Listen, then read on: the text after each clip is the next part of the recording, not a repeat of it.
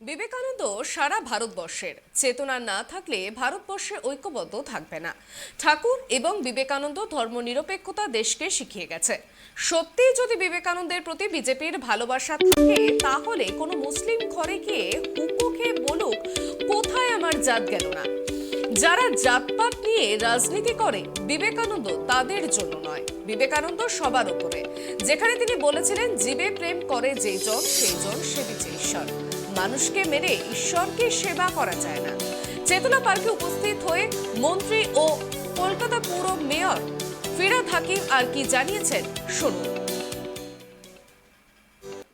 বিবেকানন্দ সারা ভারতবর্ষের, এবং বিবেক চেতনা না থাকলে ঐক্যবদ্ধ ভারতবর্ষ থাকবে না।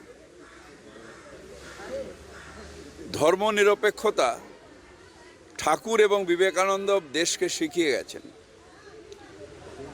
বিজেপির যদি সত্যি বিবেকানন্দর প্রতি শ্রদ্ধা থাকে, তাহলে যাক কোনো মুসলমান ঘরে, সেখানে গিয়ে হুকো খেয়ে বলুক, কোথায় আমার তো জাত গেল না।